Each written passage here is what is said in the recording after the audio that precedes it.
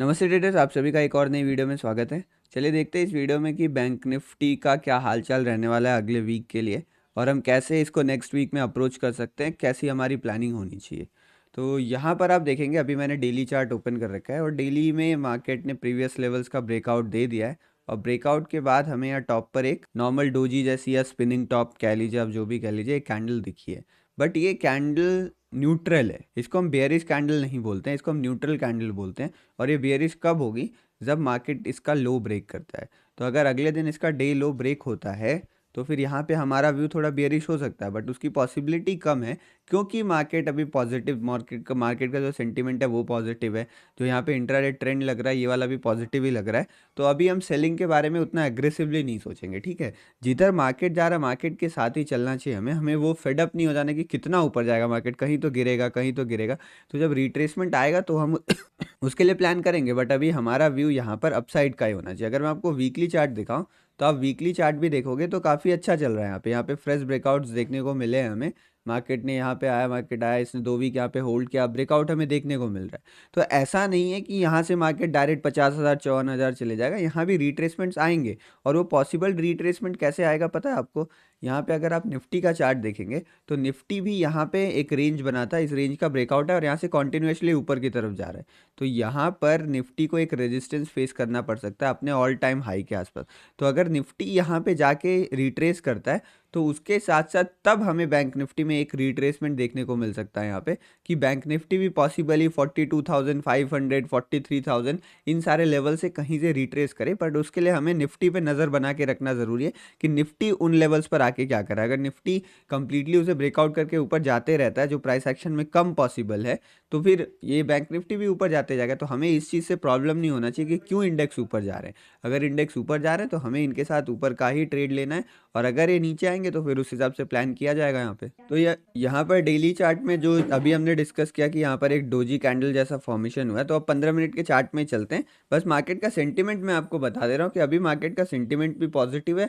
और अब जो सिनेरियो ऐसा बना ना कि मार्केट यहाँ पे आया, होल्ड करके थोड़ा ऊपर जाने की कोशिश कर रहा है, तो यहाँ से जो रिट्रेसमेंट आएगा उसको हम एक एज ए रीटेस्ट ट्रीट करेंगे, ठीक है। ज़्यादा प्रोबेबिलिटी ये है कि एक रीटेस्ट रहेगा, ना कि ये फेक ब्रेकआउट रहेगा। मतलब अब ऐसा यहाँ पे ब्रेकआउट के बाद एक बहुत बड़ा डाउनफॉल हो जाए इसके चांसेस कम है अभी प्राइस में स्ट्रेंथ देख के।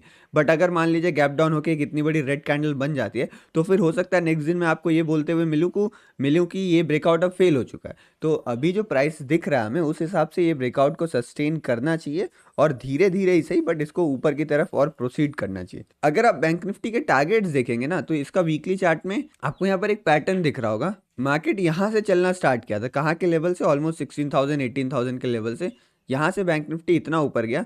फिर यहाँ पर हमें एक पोल एंड फ्लैग पैटर्न दिख रहा है। तो अगर हम यहाँ से भी कंसिडर करते हैं, मान लेते हैं इसी लेवल का ही पोल एंड फ्लैग है, हम इतना नीचे से कंसिडर नहीं करते हैं, तो फिर पोल एंड फ्लैग का टारगेट निकालने का जो एक तरीका होता है वो ट्रेंड लाइन की मदद से हम इसके टारगेट को निकाल सकते हैं। यहाँ पे मैं एक्सटेंशन बन, तो ये यहाँ पे आपको दिख रहा है, इसी को मैं ले जाके इस जगह पे लगा देता हूँ। तो आप देखोगे इसके हिसाब से भी जो टारगेट है, मतलब जो दोबारा यहाँ से जब बाउंस करना, तो वो भी हमारे पास 44,000 का आ रहा है। यानी ये भी पॉसिबिलिटी कि 3-4 दिन मार्केट ट्रेंड करके थोड़ा ऊपर और ले जाके 2,000 पॉइंट तक इसको और खींच दिया जाए। ऐसा 2-4 दिन में नहीं होगा, हो सकता है 1-2 वीक की कैंडल में, 1-2-3 वीक में। मतलब ऐसा हो सकता है इस साल मार्केट जो एंड हो दिसंबर के टाइम तो हमें 44,000 पे मिले। लेकिन बड़ा टारगेट तो इससे भी ऊपर है, बट 44,000 उतना ऊपर जाने के बाद एक रिट्रेसमेंट जरूर मार्केट में आएगा जो हमें वीकली चार्ट में दिखेगा। तो वीकली चार्ट में अगर आप रिट्रेसमेंट देख रहे हो तो हो सकता है कि यहाँ पर एक पॉज जैसे छोटी छोटी कैंडल्स बन के ऊपर जाए और फिर 43-44,000 के आसपास एक हमें बड़ी रेड कैंडल वीक में दिखे, वीकली चार्ट में दिखे। तो फिर वहाँ पे हम उस तरीके से प्लान करेंगे। बट मार्केट पॉजिटिव है तो इसे अभी हमें पॉजिटिव ही लेना चाहिए। चलिए अब 15 मिनट के चार्ट में चलते हैं और देखते हैं हमें मंडे को ट्रेड कैसे करना है। तो आपको याद है कल या उससे पहले वाली वीडियो में मैंने आपको बताया था कि जब भी मार्केट ऑल टाइम हाई पे रहे, मतलब ऊपर की तरफ लेवल्स नहीं रहते, तो हमें लेवल्स कैसे मिलेंगे? तो उसके लिए हम यहाँ पे फिब रिट्रेसमेंट का यूज़ कर सकते हैं, एडवांस ट्रेंड लाइन का यूज़ कर सकते हैं। तो एक दो चीज़ों का यूज़ मैं आपको बताता हूँ यहाँ पे। तो इसको मैंने लेवल्स ड्रॉ कर रखे हैं वो मैं ओपन करता हूँ यहाँ पे। तो आप देख पा रहे होगे, पहले तो सिंपल चीज़ों पे बात कर लेते हैं कि यहाँ पर नीचे से अगर आप बैंक निफ्टी को छोटा करके देखना चाहेंगे अभी, तो बैंक निफ्टी को जिस चैनल में चलता हुआ नज़र आ रहा है, जो एक चैनल बन रहा है नीचे में, यहाँ पे नीचे वाली और यहाँ पे ऊपर वाला। तो इसको आप मेन ट्रेंड लाइन बोल सकते हो, अगर आपने मेरी ट्रेंड लाइन वाली वीडियो देखी है। इसको हम एडवांस ट्रेंड लाइन बोलते हैं, या फिर इसको रेजिस्टेंस ट्रेंड लाइन भी आप कह सकते हो अप ट्रेंड में।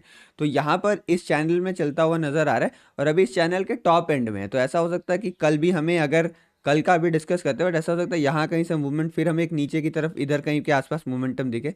तो यहाँ पर जब भी मार्केट ऐसे हाई लेवल्स पे दिखता है, तो मोस्ट ऑफ द टाइम्स आपको न्यूट्रल होके ही बैठना रहना चाहिए। जो आपका बायसनेस है वो पॉजिटिव रहेगा, मतलब अगर मार्केट में सिनेरियो अच्छा है तो आप पॉजिटिव साइड ट्रेड लेने में एग्रेसिव एंट्री कर सकते हैं। बट जब मार्केट गिरने लगेगा तो हम एग्रेसिव एंट्री नहीं करेंगे, हम पहले जो ट्रेंड है उसका कंफर्मेशन लेंगे कि अच्छा अब ट्रेंड चेंज हो चुका है, उसके बाद फिर हम यहाँ नेगेटिव साइड में प्ले करेंगे। बट वैसे ओवरऑल न्यूट्रल होकर बैठना चाहिए कि अगर ऊपर जाता है, मुझे ऊपर का सिनेरियो दिखता है तो मैं ऊपर जाऊंगा, नीचे जाता है तो नीचे के लिए मैं ट्रेड लूंगा। यहाँ पे एज सच मैं कोई वो अपने मन में प्रिडिक्शन लेके नहीं चलने वाला कि ऊपर ही जाएगा या नीचे ही जाएगा, ठीक है। तो ऐसे सब जोन्स को डाइसी जोन कहा जाता है, यहाँ से दोनों तरफ मूवमेंट देखने को मिल सकते हैं।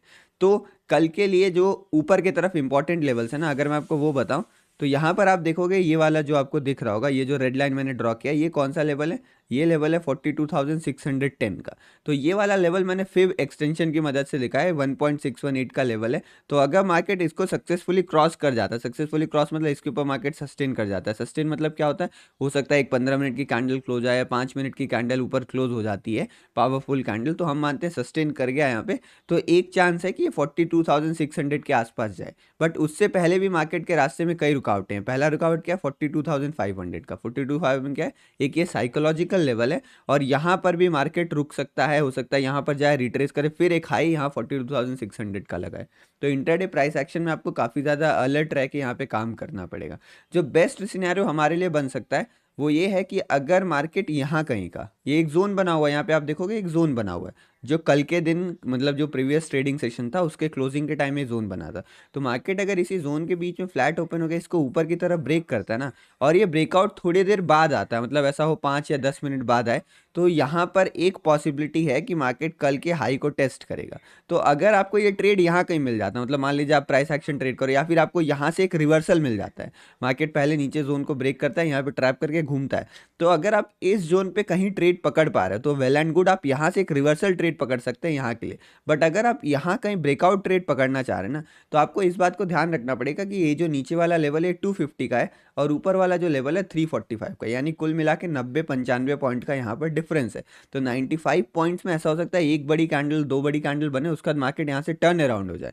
तो इसीलिए अगर आप यहाँ पर ब्रेकआउट ट्रेड कर रहे हो इस जोन का, तो आपको अलर्ट रहना है। नहीं तो अगर आपको सेफ प्ले करना है अपसाइड के लिए, तो आप यहाँ के बाद भी ऐसे रीटेस्ट में ट्रेड कर सकते हैं, या फिर इस लेवल का जब रीटेस्ट हो तो आप इसे ऊपर की तरफ ट्रेड कर सकते हैं। बाकी अगर नीचे से रिवर्सल मिलता है तो उसे हम अच्छे से प्ले कर सकते हैं। बट अगर यही सेम रिवर्सल वाली कंडीशन यहाँ पे मिले तो थोड़ा अलर्ट रहिएगा, क्योंकि सेंटीमेंट पॉजिटिव है। यहाँ पर एक ट्रेंड लाइन भी आ रही है, आप देख रहे होगे। तो इस ट्रेंड लाइन में एक बार दो बार आ चुका है, तो ऐसा हो सकता है यहाँ पे थर्ड टाइम फोर्थ टाइम फिर उसके बाद हमें ब्रेकडाउन मिले, तो फिर यहाँ पे आपको अलर्ट रहना पड़ेगा।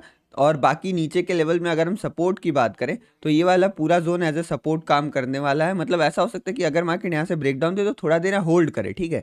यहाँ से मार्केट घूम जाए वो अलग बात है, घूम भी सकता है। बट अगर यहाँ पे ब्रेकडाउन देने के बाद थोड़ा देर होल्ड करता है और फिर इसका ब्रेकडाउन देखने को मिलता है, तो नीचे जो गैप वाले लेवल्स हैं और यहाँ पर एक ट्रेंड लाइन आ रही है, तो इस लेवल के आसपास से हमें एक बाउंस वगैरह कुछ देखने को मिल सकता है। तो वो हमें यहाँ पे ध्यान देना होगा कि हमें उस दिन का प्राइस एक्शन कैसा देखने को मिलता है। ऊपर आप देख रहे हो ये ट्रेंड लाइन भी आ रही है और ये भी लेवल आ रहे हैं, मतलब ऊपर 42,500 और उसके बाद 42,600, इन दोनों लेवल्स पे आपको ध्यान रखना है कि मार्केट कैसा बिहेव कर रहा है, उसके बाद हम देखेंगे। बाकी अगर आप ग्लोबल सेंटीमेंट की बात करो तो ग्लोबल सेंटीमेंट भी मुझे लगभग यहाँ पे पॉजिटिव ही लग रहा है। अगर हम एक बार SGX निफ्टी को देख लेते हैं, अगर यहाँ पे देखोगे SGX निफ्टी है वो 0.28% अप है अभी। उसका अभी मतलब एग्जैक्ट यही लेवल नहीं मिलेगा हमें, क्योंकि अभी एक बार हमारा मार्केट मंडे को खुलेगा सुबह 9 बजे, और उससे पहले भी SGX निफ्टी ओपन होगा, तो देखते हैं उसमें कैसा प्रेशर रहता है।